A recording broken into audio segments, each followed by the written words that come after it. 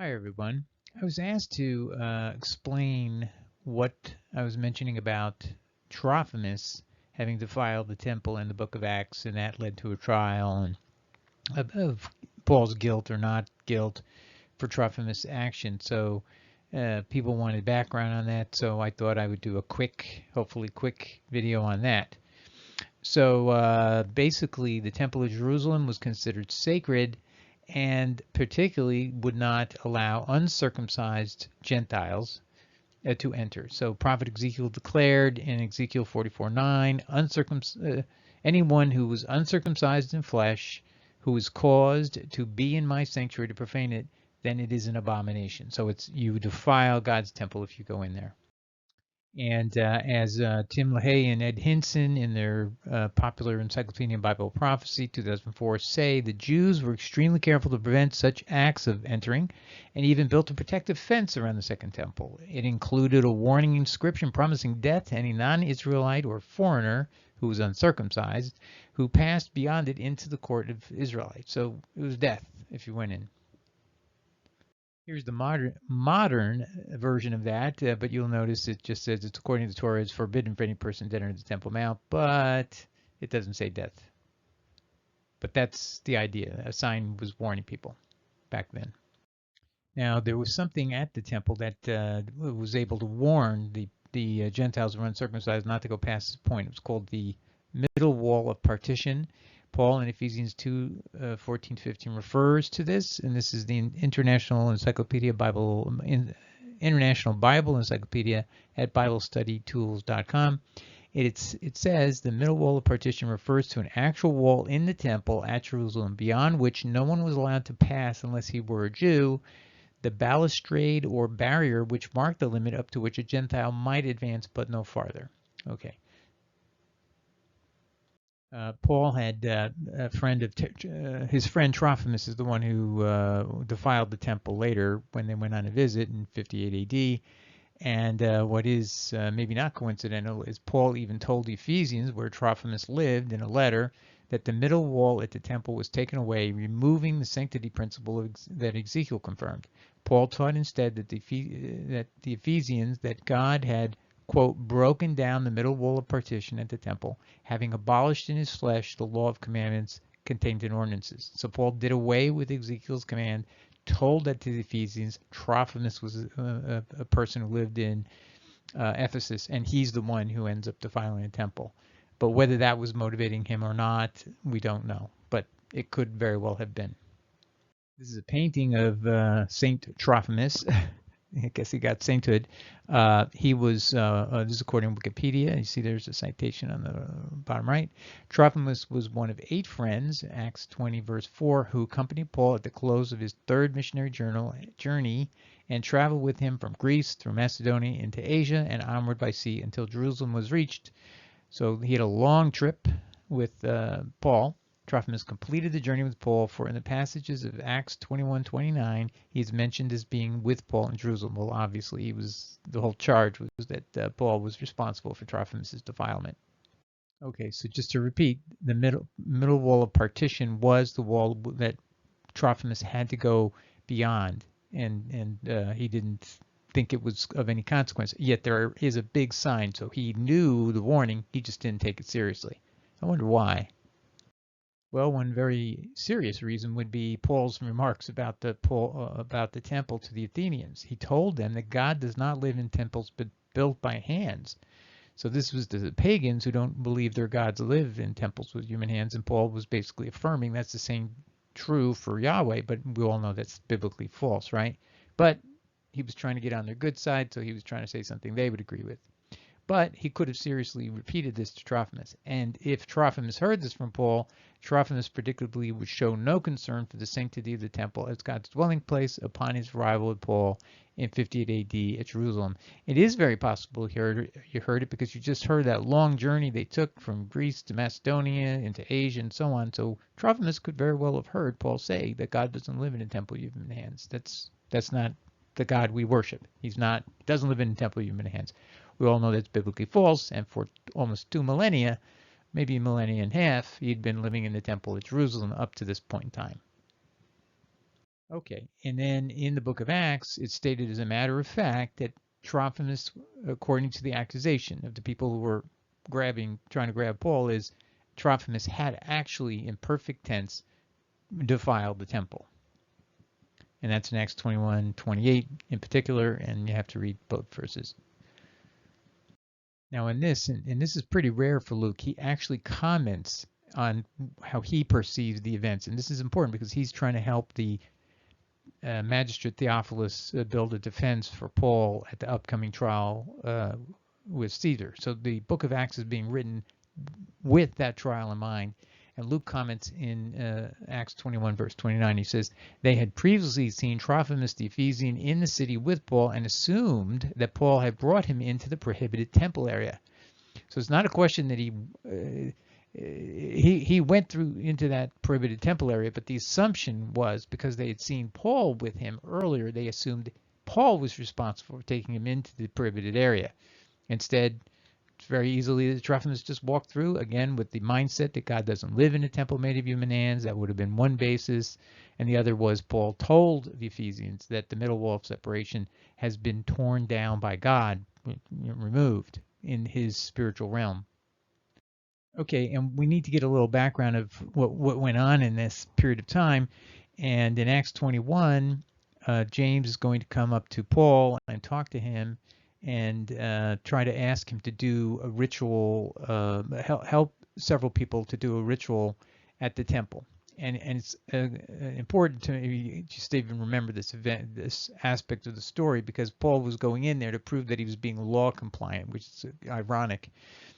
So verse 17 to 21, and when we, that's Luke and Paul, were come to Jerusalem, the brethren, meaning the Ebionite church, the leaders, Paul, James, Peter, probably John, received us gladly. And the day following, Paul went in with us unto James. So he's the chief bishop. And all the elders were present.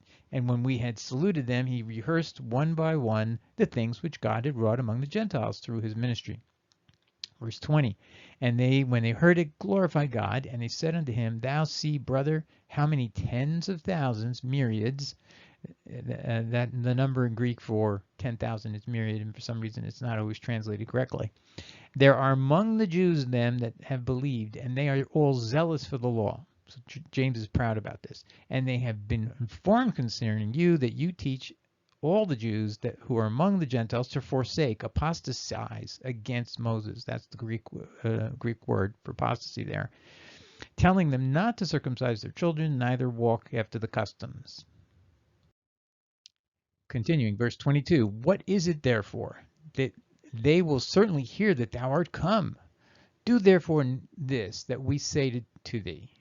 We have 4 men that have a vow on them. And he means, it's obvious later, you can tell, it's the Nazirite vow from number 6. Basically, you fast, you cut your hair for a period of time, and you stay that way until you're finished with the vow.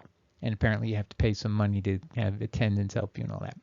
Verse 24, these take and purify thyself with them, and be at charges for them, basically pay their way, that they may shave their heads, and all shall know that there is no truth in the things whereof they have been informed concerning you, meaning his apostasy from the law of Moses, but that thou thyself also walk orderly, keeping the law. So he's telling Paul what is at stake here is you have to prove to them you are keeping the law. But as touching the Gentiles, they have believed, we wrote, giving judgment that they should keep themselves from things sacrificed to idols. So he feels the need to tell Paul, by the way, we told you this before.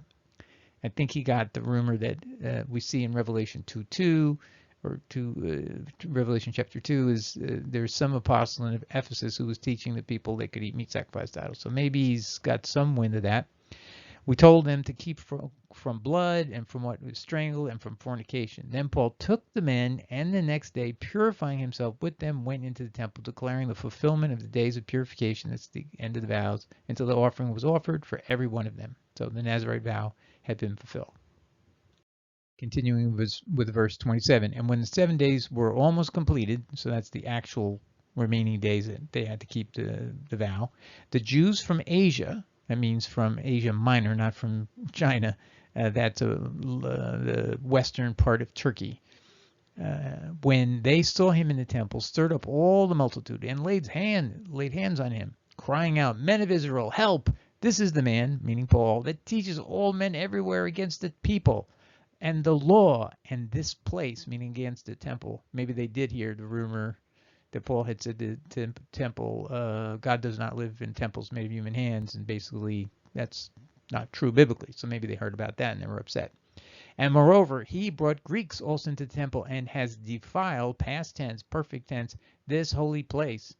For they had been before seen, so Luke is now going to give his comment here. For they had before seen with him, basically seen Paul with him, with Trophimus, in the city, Trophimus the Ephesian, whom they supposed that Paul had brought into the temple. So they had this assumption that Paul was the one who caused Trophimus to violate the temple grounds, and Paul's going to have an excuse for that, you'll see.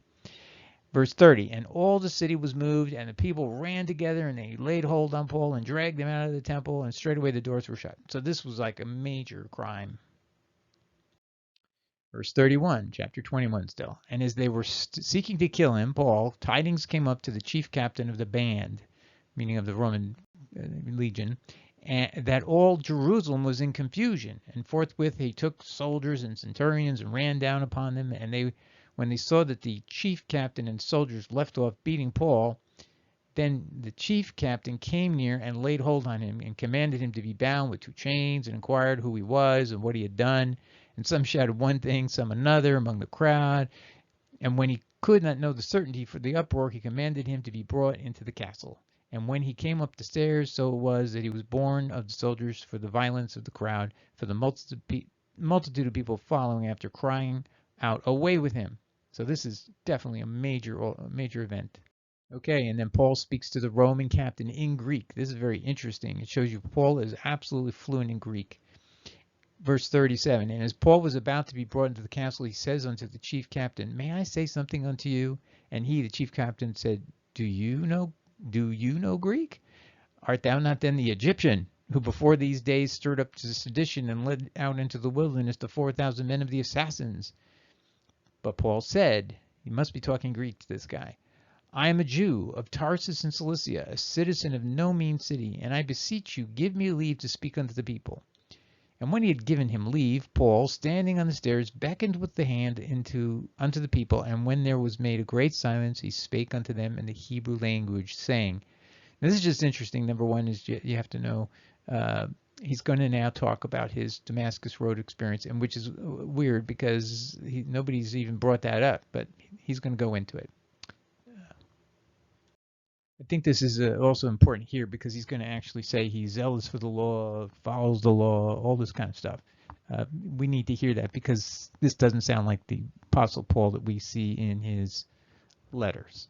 Okay, brethren and fathers, hear you the defense which I now make unto you. And when they heard that he had spake unto them in Hebrew, the Hebrew language, they were the more quiet.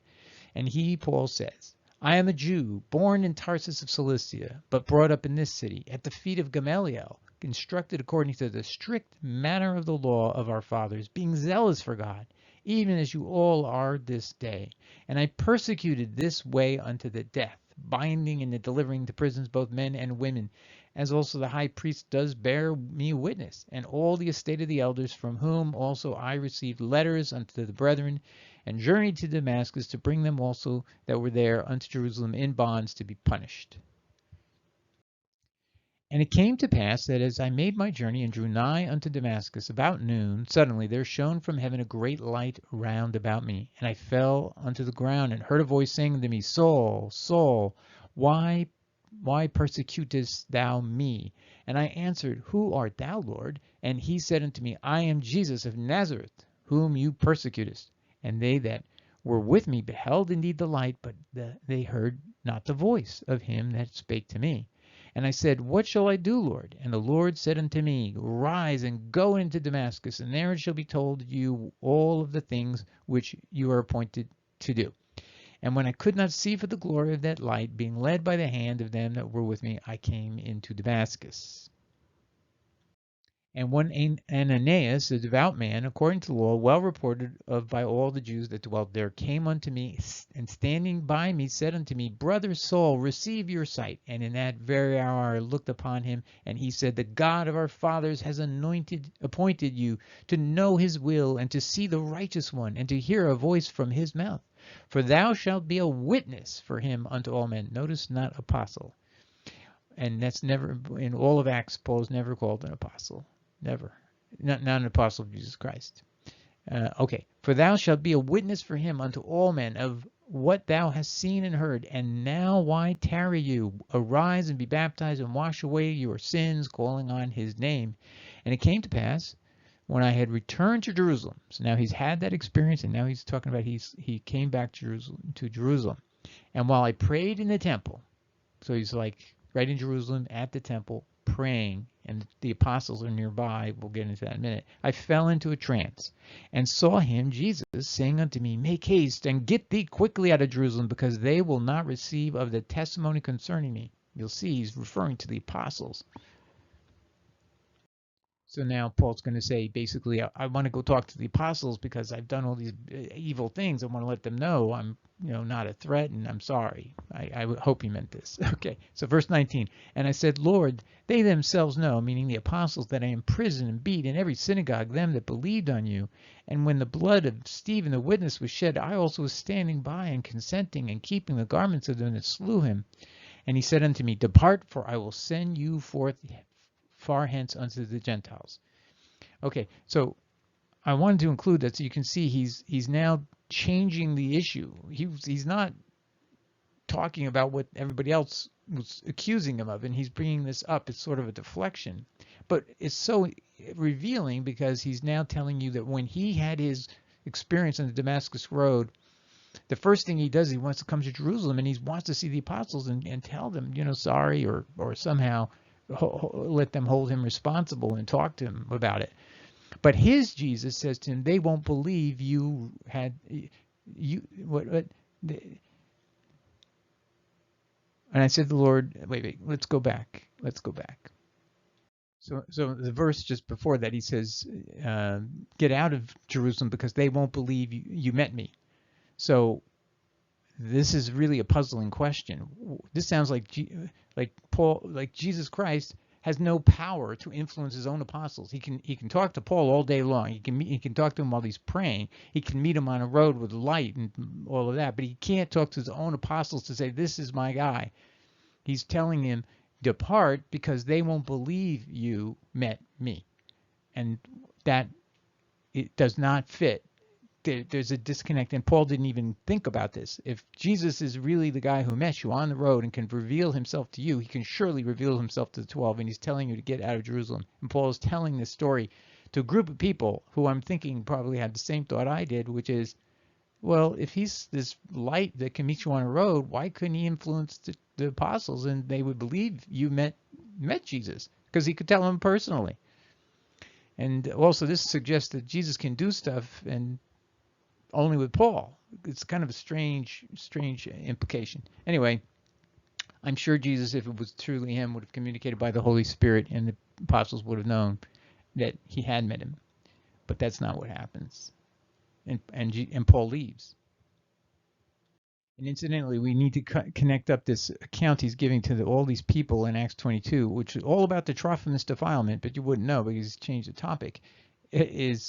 This is recalling an event that occurred or was relayed for the first time in Acts 9. But at Acts 8:1, it says the apostles are alone at Jerusalem because all the believers had fled due to Paul's persecution, especially the killing of Stephen. So this means that the trans message of Acts 22, where Jesus is telling Paul not to see the 12 apostles, right after the same event is recounted by Luke at 9:17, meaning the Damascus event. The next thing that's being recorded is basically in Acts 22 is Jesus says, you've walked all the way to Jerusalem and I'm telling you, don't even meet the apostles. You came here and I'm telling you they're not going to believe you met me. So think about what that means is the entire walking time it took from Paul to walk from Damascus all the way to Jerusalem which is about 168 miles. I had a Google check on it. In that entire time, Jesus doesn't talk to him until he gets there, and then Paul's praying, and then he tells him to get out of here and go back to the Gentile lands that you came from. It doesn't make sense. This is the true Jesus, does it? So just to show you, would the true Jesus watch Paul walk from Damascus, look there at the map on the right, all the way down to Jerusalem, say nothing to him on the entire trip? Paul he's going there to see the apostles, which is what he should do to get verification that who I met was really Jesus. And now, when he's at the temple, Jesus, what he assumes is Jesus, tells him to get out of here because they won't believe you met me. See, this doesn't fit the real Jesus. Okay, now we're going to get down quickly into finally we have a hearing where Paul is going to have to answer the question, what were you doing at the time that Trophimus entered the prohibited area of the temple? So 5 days, verse 1, and this is chapter 24 of Acts. 5 days later, the high priest Ananias went down to Caesarea with some of the elders and a lawyer named Tertullus. And they brought their charges against Paul before the governor. Paul says, so the charge, the lawyer on behalf of the people who are contesting this said, Paul also the temple did try to profane, whom also we took, and according to our law did wish to judge. So they're saying this is why we arrested him, because we thought he was involved in this effort. Paul's reply, and they cannot prove to you the charges they are now making against me. However, I admit that I worship the God of our ancestors as a follower of the way, which they call a sect. I believe everything that is in accordance with the law and that is written in the prophets. So that's very good news. He believes in all the law and prophets, but he just doesn't believe that the God lives in the temple made of human hands, as the Bible says. So to me, it's a little odd. Now, after some years, I came to bring alms to my nation and offerings, amidst which they found me purified in the temple, with no crowd, nor yet with tumult. So there is his excuse. When they found me, they did not see anything. I was just ceremoniously purifying myself, basically taking a bath or a wash. But there were certain Jews of Asia who ought to have been here before you and to make accusation if they had aught against me. So he's gotten lucky here. The adversaries are not in this meeting before the high priest Ananias.